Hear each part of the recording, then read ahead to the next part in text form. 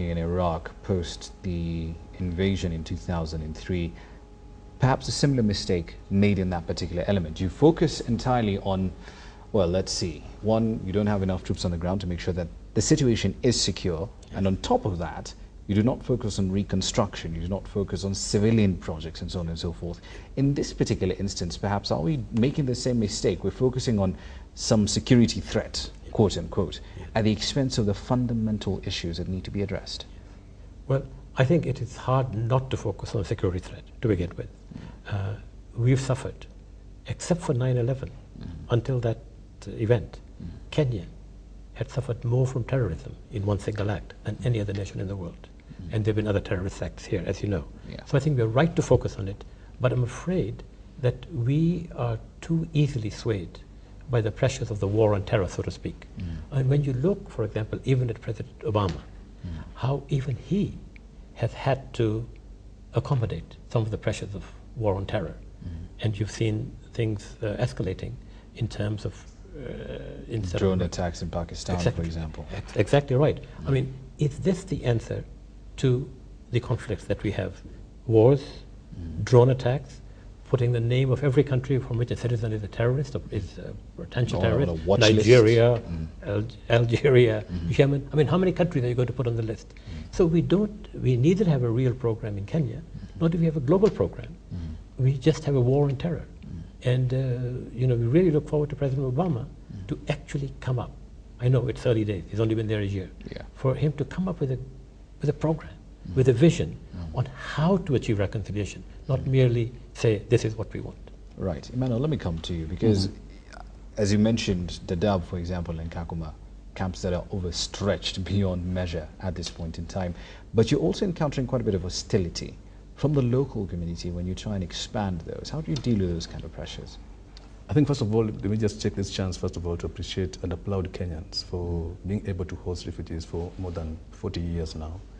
The climax was 1992, during the fall of Siad Barre in Somalia and Hail Mariam in Ethiopia, when we had an influx of around 40,000 people. And so far, we have seen that Kenyans have been very tolerant and the government have been very supportive. However, of course, we have to, whatever we do, we have to make sure that we take into consideration the plight of the local population. And we are working very closely, first of all, with the leaders on the ground.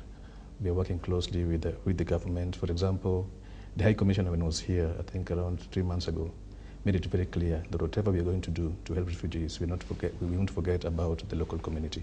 I know they are overstretched, but I must applaud them for all this time being supportive to the refugee population. We have a program not only as UNHCR, but UN country team, which brings together different UN agencies, where we come up with a program that's going to take into consideration the needs of the local community. We've held meetings with the local community in Garissa, targeting people in Dadaab, and also in Kakuma, targeting people around Turkana district. So we are making deliberate effort to try and accommodate the needs of the local community. We have to work together with them.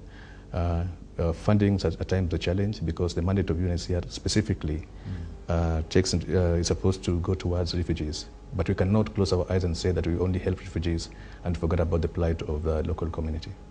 Right. Salim, at this point in time, when we come to you, policy matters. We've got a referendum coming up. We've got politicians of all stripes and colours angling around for positions of manoeuvre with respect to 2012. Are we going to be shoving matters of immigration and security down the back burner? No, I don't think that's likely. I think the bigger issue is how well are we dealing with that issue. And I just think more thought needs to go into it. National security cannot be handled by security personnel. It is a much wider cross-sectoral issue. And I think a particular concern to us, obviously, is Al-Shabaab. It would not surprise me if there's some Al-Shabaab sympathizers here or Al-Shabaab people here. And because we have such a large number of Somalis in this country, Kenyan Somalis, when you sort of demonize Somalis as a group, and there's been a long history of discrimination, indeed assaults on Somalis in the northeastern areas. We must address the issue of our Kenyan Somalis. They must not be tarred with a white brush. And I believe, even in our own media, sections of it, there is frequently an effort to blame so much on Somalia. Prices of property are too high. Oh, it's the Somalis, the piracy. You know, Somalis are extremely enterprising. They make incredible, very clever. In Somalia, despite all the chaos and lawlessness, the businessmen do well. So we must not tar them. We must not act against them in a way that radicalizes the youth. And you know, we have two sides to every story. And we must make a greater effort in this period to make sure that, as I said, the greatest goal we have is to live as one nation.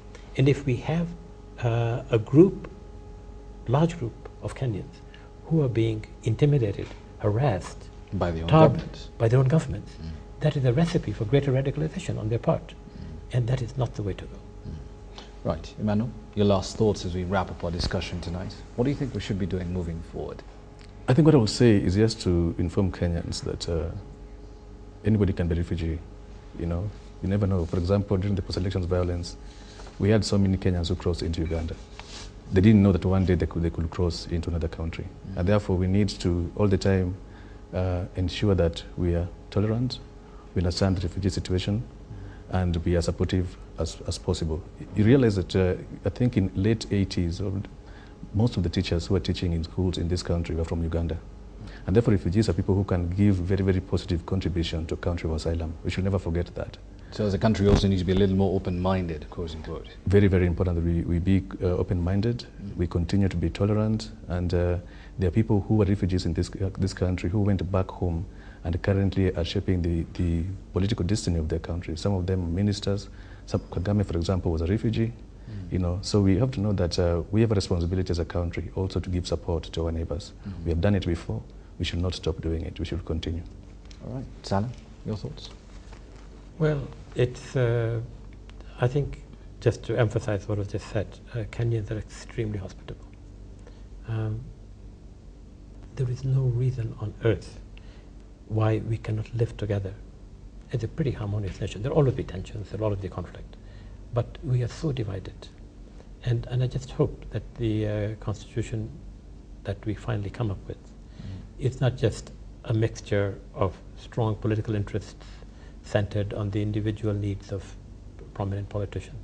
I hope somehow, and it's not a hope that I'm very confident about, that those who are making the ultimate decisions will actually think of the long term and think of a way of making Kenyans live together as a nation. That is a great challenge. It's a fairly interesting thing you mentioned there, especially as far as the Constitution is concerned, because our big question was, technically speaking, actually on that particular matter. We had asked you earlier on today if you think Parliament will approve the changes that the PSC has proposed to the executive. Essentially what they've done is that they've gone for a pure presidential system of governance, and in response to that particular question, 41% of you do believe that yes, Parliament will approve the changes. 59% of you, however, do believe that that will certainly not be the case. A fairly close vote, as it were, on that particular matter. Do you think Parliament will approve the changes to the executive? Generally, the response, 41% of you yes, 59% of you said no. We've been talking about two issues here on Newsnight tonight. It started off, of course, what happened in Naivasha. We have, however, wrapped up our discussion tonight on immigration and security matters. My guest in studio tonight, of course, as you've seen, Emmanuel Ribera from the United Nations High Commission for Refugees. Thank you very much for that. And Salim Lon. Pleasure as always. Good to be here. Thank you very much. Right, you're going to be taking a look at the weather for tomorrow. Thereafter, no comment. You're still on Newsnight.